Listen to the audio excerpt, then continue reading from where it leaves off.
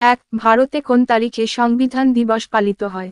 ১ ২৬ জানুয়ারি, ২ ১৫ August, ৩ ২৬শে November, ৪ ২৬শে December. সঠিক উত্তরটি অপশনস ৩। ২ ভারতীয় সংবিধানের খসড়া কমিটির চেয়ারম্যান কে ছিলেন?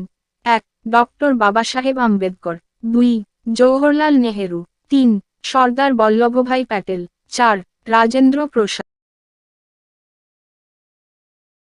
সঠিক উত্তরটি অপশনস ১ ৩ ভারতীয় সংবিধানে মূলত কয়টি মৌলিক অধিকার অন্তর্ভুক্ত ছিল? ১ ৬ ২.৭ ৩ ৮ ৪ ৯।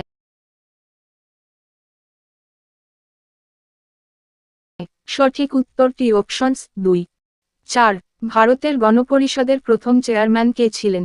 ১ doctor Rajendra Prasad, ২ doctor B আর আম্বেদকর, ৩ জওহরলাল নেহেরু, ৪ সচ্চিদানন্দ সিনহা।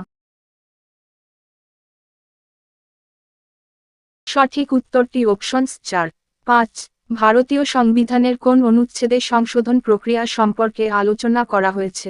১ ধারা ৩৬৮, ২ ধারা ৩৭০, ৩ ধারা ৩৫৬, ৪ ধারা ১৯।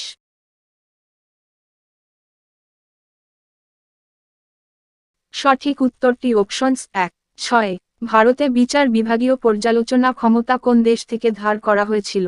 ১ কানাডা, ২ যুক্তরাজ্য, ৩ মার্কিন যুক্তরাষ্ট্র, ৪ অস্ট্রেলিয়া।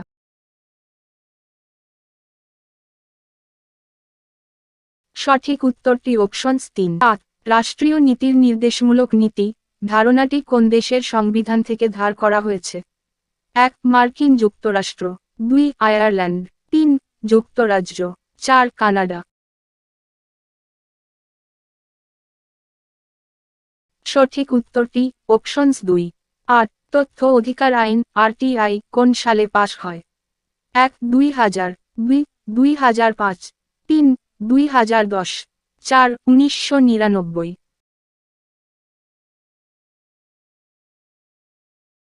সঠিক উত্তরটি অপশনস ২ ৯ সংবিধানের কোন অনুচ্ছেদে আইনের সামনে সমতার অধিকার নিশ্চিত করা হয়েছে? ১ ধারা ১৪, ২ ধারা ১৫, ৩ ধারা ১৬, ৪ ধারা ১৭।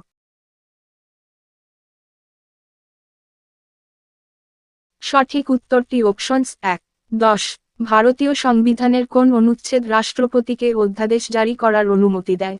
১ ধারা ১২৩, ২ ধারা ১২৪, ৩ ধারা ২২০, ৪ ধারা ৬৮।